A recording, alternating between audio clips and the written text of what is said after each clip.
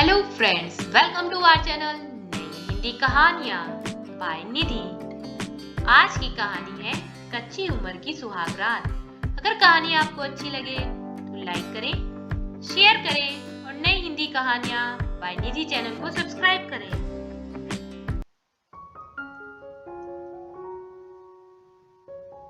प्रकाश और रेणु जी अपनी 3 लड़कियों के साथ हरियाणा के छोटे से गांव में रहते हैं। रितु, प्रभा और जया तीनों बच्चियां शक्ल सूरत और समझदारी में अपने माँ बाप पर गई हैं। प्रकाश जी की 5 बीघा खेती है जिसमें दोनों पति पत्नी मिलकर काम करते हैं।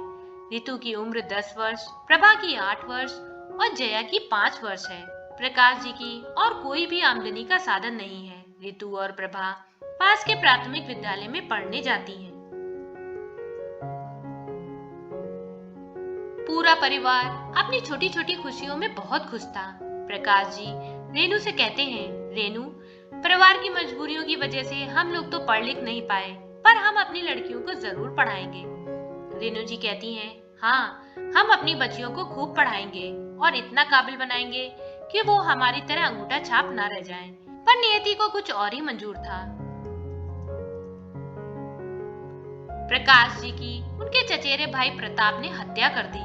प्रताप पूरे परिवार को खत्म करना चाहता था ताकि उसके खिलाफ कोई सबूत न बचे और जमीन का कोई हकदार न रह जाए। पर रेनू गांव वालों की मदद से अपनी तीनों बच्चियों के साथ बहुत दूर दूसरे गांव भाग गई और प्रताप ने उनकी पूरी खेती पर कब्जा कर लिया। पूरे परिवार पर तो दुखों का पहाड़ टूट पड़ा था। पति की हत्या से रेणु जी और लड़कियों पर बहुत बड़ा आघात पहुंचा था। रेणु जी के पास 1 रुपए नहीं थे कि वो अपने बच्चों को खाना भी खिला पाए।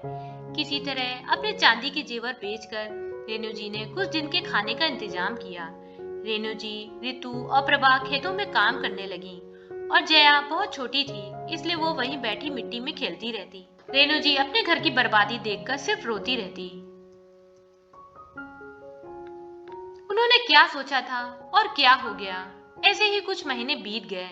एक दिन खेत के मालिक की नजर जया पर पड़ी। उसने रेणु जी से कहा, रेणु, तुम अपनी सबसे छोटी बेटी जया को स्कूल क्यों नहीं भेज देती हो? पास के सरकारी स्कूल में मुफ्त में पढ़ाई हो रही है, किताबें, खाना सब मुफ्त मिल रहा है। यहाँ बैठी बैठी सिर्फ मिट्टी खेला करती है।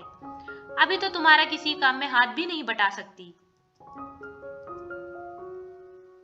वहां जाएगी तो तुम आराम से काम कर सकोगी और एक टाइम का खाना भी मुफ्त मिल जाएगा। इस तरह जया को स्कूल में दाखिला मिल गया, फ्री के कपड़ों और खाने के लिए।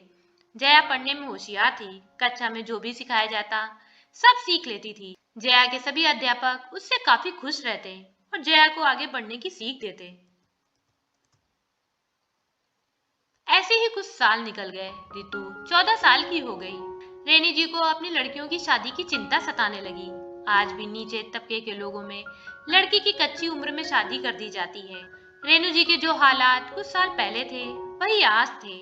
रेणु जी आज भी खेतों में मजदूरी करती थी। उनके पास इतने पैसे नहीं थे कि जो अपनी लड़कियों की अच्छे घर में शादी कर सकें। रेणु जी ने किसी तरह रितु के लिए रिश्ता ढूंढा। लड़का मजदूर था। रेणु जी ने जैसे तैसे रितु की शादी की। प्रभा की शादी भी रेणु जी ने 15 वर्ष की होते ही कर दी। दोनों बहनों की कच्ची उम्र में ही शादी हो गई। जया भी 12 वर्ष की हो गई थी। जया अभी भी सरकारी स्कूल में पढ़ती थी। जया का पढ़ाई में लगाव देखकर रेणु जी ने उसकी पढ़ाई नहीं छुड़वाई।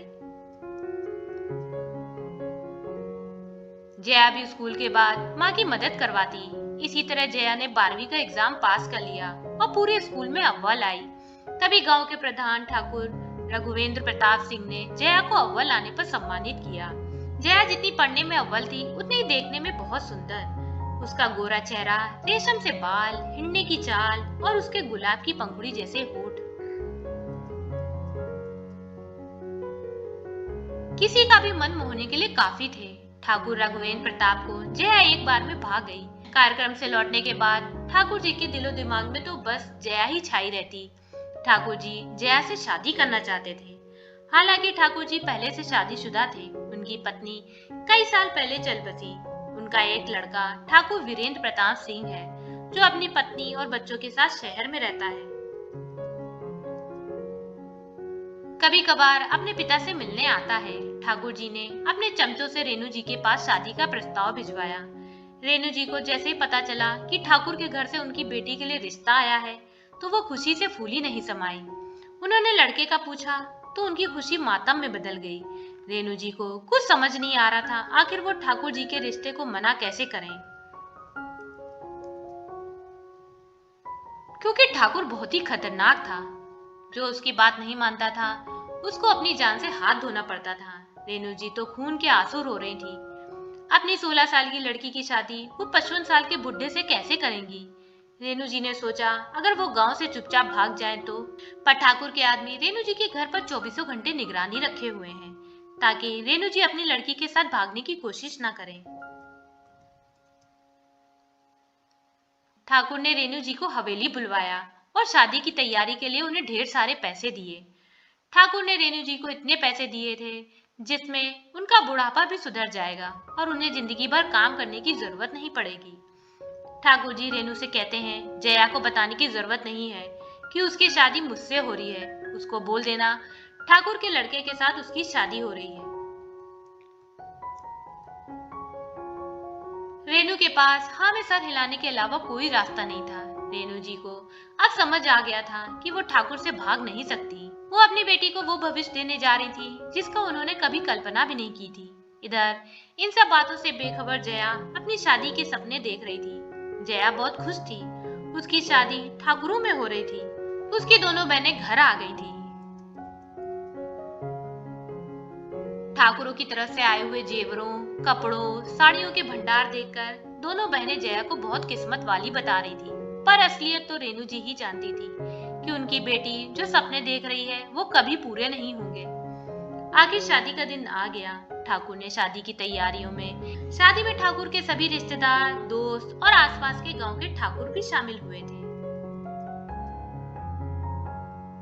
जया को अभी तक नहीं पता था कि उसकी शादी 55 साल के बूढ़े के साथ हो रही है। ठाकुर बड़ा सेहरा बांध कर आए थे ताकि उनकी शक्ल किसी को भी दिखाई न दे। जया और ठाकुर जी की शादी हो गई। रेणु जी और उनकी बहनों ने नम आंखों से जया को विदाई दी। जया के जाने के बाद रेणु जी ने खुलकर आंसू बहाए। अपनी मजबूरी पर उन्हें लग रहा था कि वो अपनी जान दे दें। उधर जया ठाकुर की हवेली पहुंच गई। जया ने अपनी जिंदगी में पहली बार अंदर से किसी हवेली को देखा था। उसकी आंखें फटी की फटी रह गई इतनी शानो शौकत और अमीरी देखकर। जया अपने को बहुत किस्मत वाली समझकर खुशी से फूली नहीं समा रही थी। इधर ठाकुर भी अपनी कामनाओं की पूर्ति के लिए तड़प रहा था। वो किसी भी तरह जया को अपना बना लेना चाहता था। ठाकुर जी के दिलो दिमाग में तो बस जया की खूबसूरती और कमसिन अदाएं थी।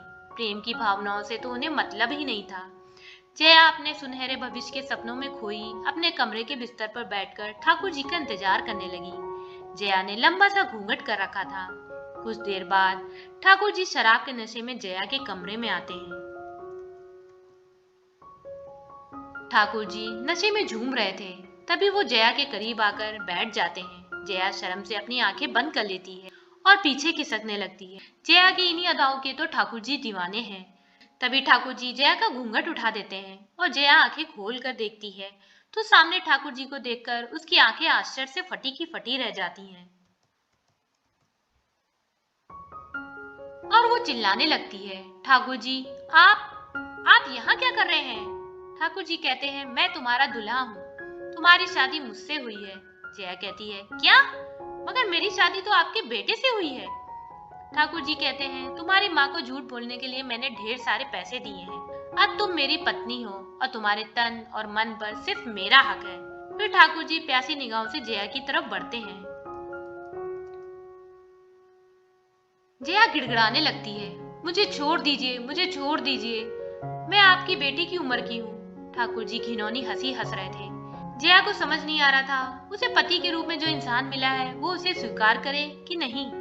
पर ठाकुर जी ने जया को सोचने का मौका भी नहीं दिया। ठाकुर जी ने जया की सहमति भी लेना जरूरी नहीं समझा और अपने अरमान पूरे करके आराम से सो गए। वहीं जया अपने कुचले हुए अरमानों के साथ वहीं बिस्तर पर पड़ी पूरी रात रोती रही। ठाकुर जी ने अपनी वासनाओं की पूर्ति के लिए जया से शादी की थी और यही सिलसिला रोज ही चलता रहा।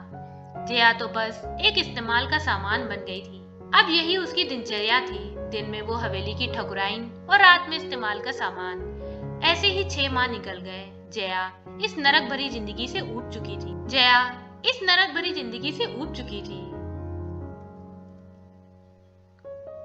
उसका तो मन करता कि जाकर अपनी जान दे दे, पर पूरी हवेली में ठाकुर के आदमी फैले हुए थे, वो जो 24 घंटे जया पर नजर रखते।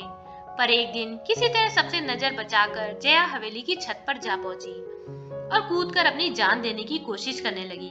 तभी वही काम करने वाले ठाकुर के नौकर मदन ने जया की जान बचा ली। जया उससे लड़ने लगी, मेरी जान क्यों बचाई?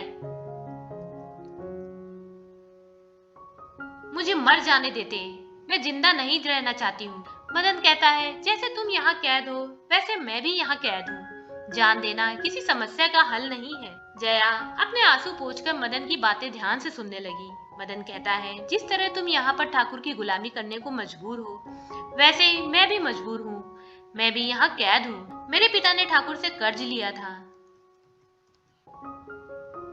मेरी पढ़ाई के लिए, जो मैं और मेरे पिता चुका नहीं पाए, तो ठाकुर ने मुझे हवेली में कैद कर दिया ताकि मैं उसकी लिखा पढ़ी के काम करूं। मदन कहता है, इतनी पढ़ी लिखी होकर तुम जान देने की सोच भी कैसे सकती हो? जया वही फफक कर रोने लगी।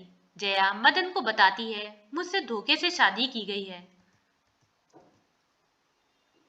मुझे नहीं पता था मेरी शादी ठाकुर से हो रही है। मदन के बहुत समझाने पर जया अपने कमरे में वापस लौटने को तैयार हो गई।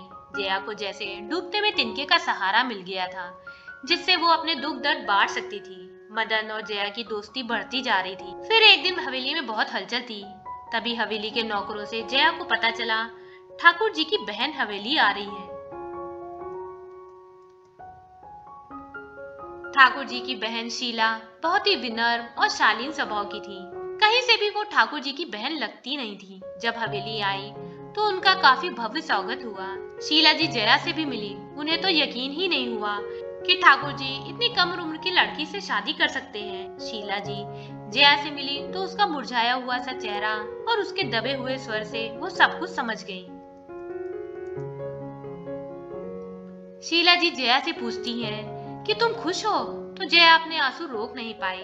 जया जी सब समझ जाती हैं। जया रो रो कर अपनी आप बीती बताती है, कैसे उसके साथ ठाकुर जी ने धोखे से शादी की और उसके अरमानों को कैसे कुचला गया।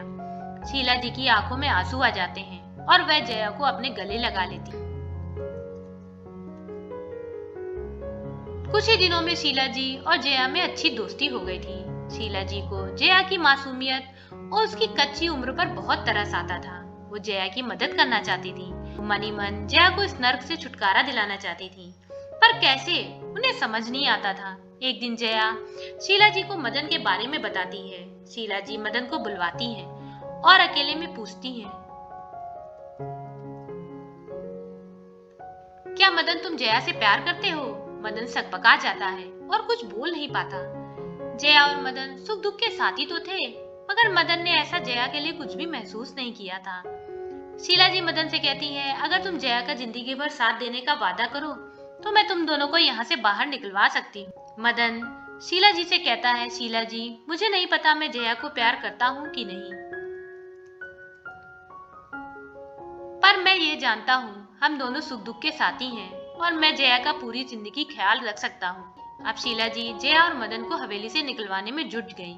शीला जी ने एक योजना बनाई जिसमें जया, मदन और शीला जी के कुछ नौकर शामिल थे। पहले हवेली में सबको खूब शराब पिलाई और फिर शीला जी ने जया और मदन को आशीर्वाद देकर बाहर निकाल दिया और कहा, यहाँ से बहुत दूर चले जाना और शादी करके अपना घर बसाना।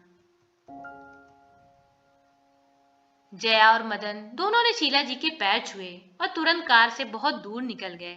यहाँ जब सुबह हवेली में सबको होश आया तो कोई कुछ समझ ही नहीं पा रहा था। आगे सबने एक साथ इतनी शराब कैसे पी ली।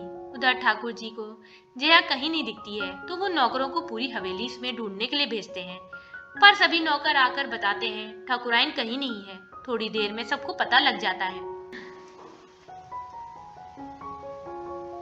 मदन भी नहीं है हवेली में। इस तरह मदन और जया ठाकुर के साम्राज्य से बहुत दूर चले जाते हैं। फ्रेंड्स, आपको कहानी कैसी लगी कमेंट कर जरूर बताएं और लाइक करें, शेयर करें और नई हिंदी कहानियाँ माय निधि चैनल को सब्सक्राइब करें।